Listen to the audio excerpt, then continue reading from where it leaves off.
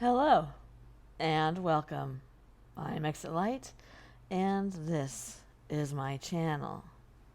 Today we're going to talk about where some famous people are buried, and it'll give you directions to their gravesite.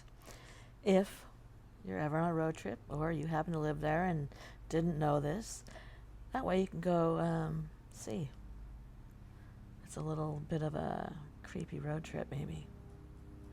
Alright, before we get started, if you would please give this video a thumbs up, it is greatly appreciated. If you are not subscribed and you would like to be, please click that button and click that bell so that you can be notified when my content goes live. And there's a thank you button below this video, and if you feel so inclined, it is for tipping. It's not necessary, it's just appreciated, as most of my content is not monetized, including the last one of these I put up. They dinged me for it 3 years later, just last week. So let's see how this one goes. All right.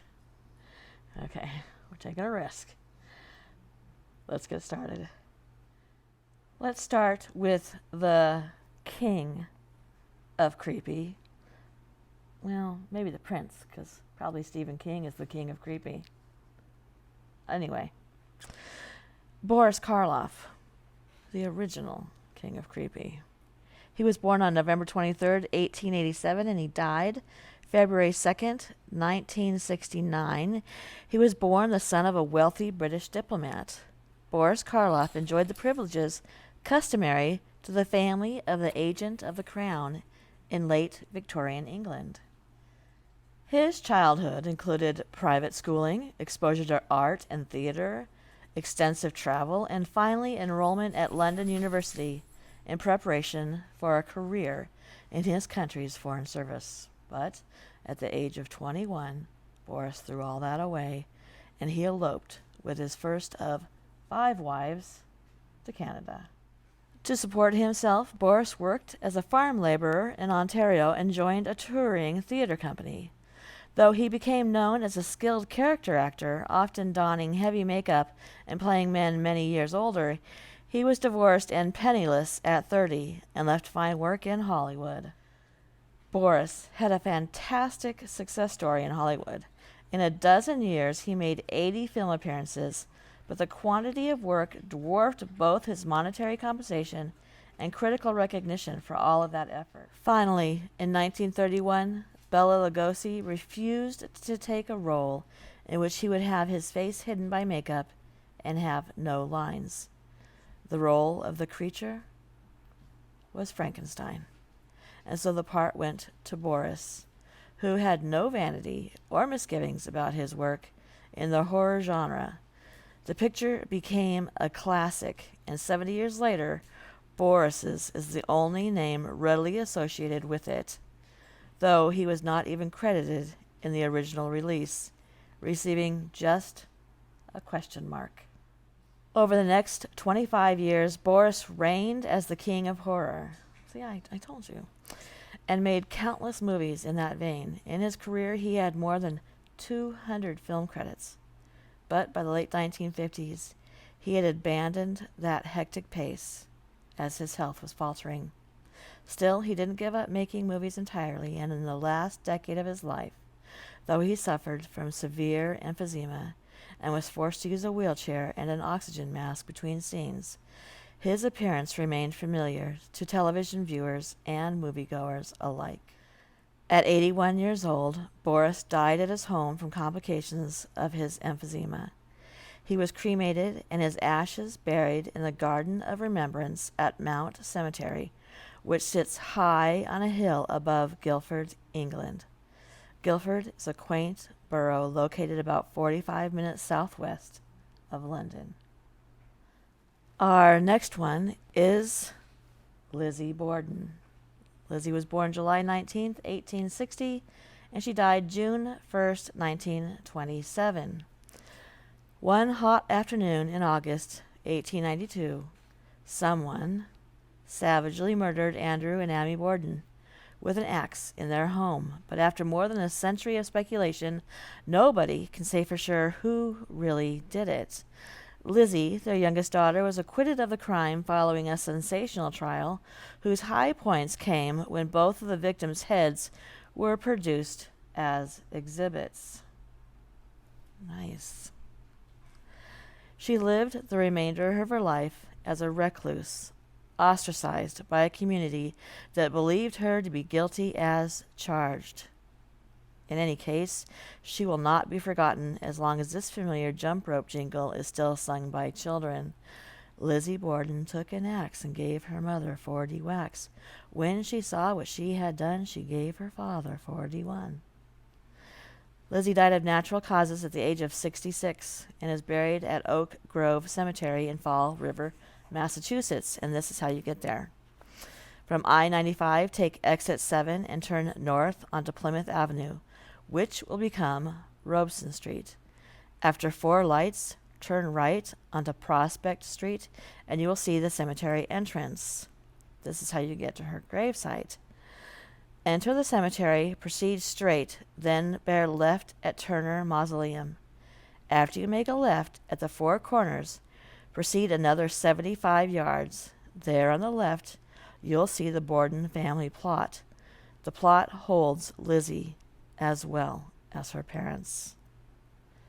The house where the murders took place is at 92nd 2nd Street in Fall River and is now a museum. And if you dare, it's also a bed and breakfast. If you've ever stayed there, please leave a comment below and let me know. And our next one is Alfred Hitchcock. He was born August 13th, 1899, and he died April 29th, 1980. In 1919, Alfred Hitchcock joined London's Paramount Studio as a lowly title designer, but he quickly moved up the ranks. Within 6 years, he was already directing, and over the course of the next 50 years, Alfred spun a remarkably consistent thread of suspense thrillers, a genre he practically invented. He deftly demonstrated the eternal symmetry between good and evil.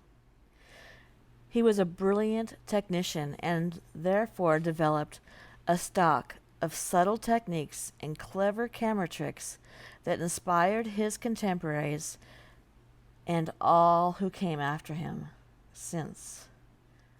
Just a year after his 1925 directorial debut, he launched his breakthrough film, The Lodger, a prototypical example of the classic Hitchcock plot.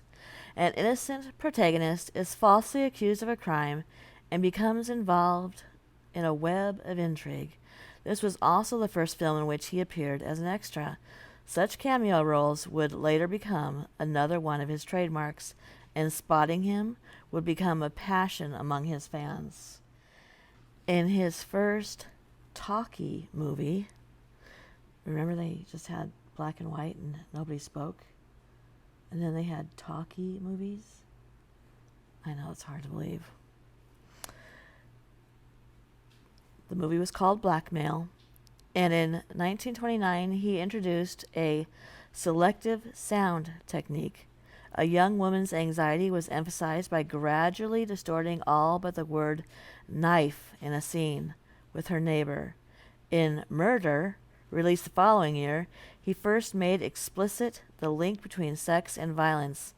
Through the remainder of the 1930s, Alfred was the leading director in Britain and garnered international acclaim, as well for a series of spy thrillers, including The Man Who Knew Too Much. Alfred would go on to create Notorious, A Shadow of Doubt, Spellbound, Lifeboat, Rear Window, Vertigo, and North by Northwest. Though he was nominated for an Academy Award on 6 different occasions, he never won one. Instead, in a gesture that seemed prompted by the common knowledge at the time that he was drawing near, Hitchcock received a Lifetime Achievement, and that award was given to him 6 months before he died. He was severely arthritic, and he suffered from kidney failure for a year. Then he expired after heart failure at 80 years old. He was cremated and his ashes were scattered, though no one seems to know where. And our final one for today is Bela Lugosi. Bela, we're good friends like that. He was born on October 20th, 1882, and he died on August 16th, 1956. Bela Lugosi was a serious and successful stage actor in his native Hungary for almost 2 decades before he moved to America in the pursuit of silent film career. In 1927, Bela garnered the lead in the Broadway production of Dracula, and 3 years later, Universal Pictures bought the rights.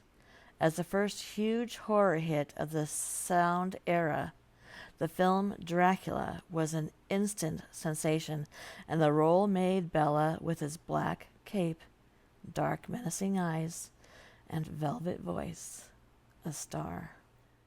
The next year, as we know, Bela passed up an offer to play the lead role in Frankenstein, and unwittingly gave Boris Karloff his big chance.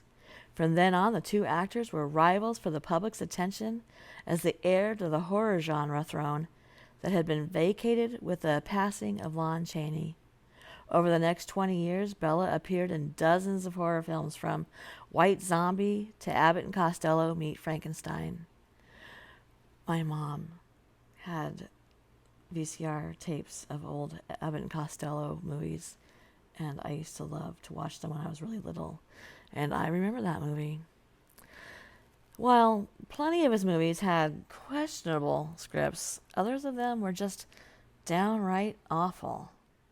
In the mid-1950s, Bela was addicted to morphine, and it had kicked in to overdrive.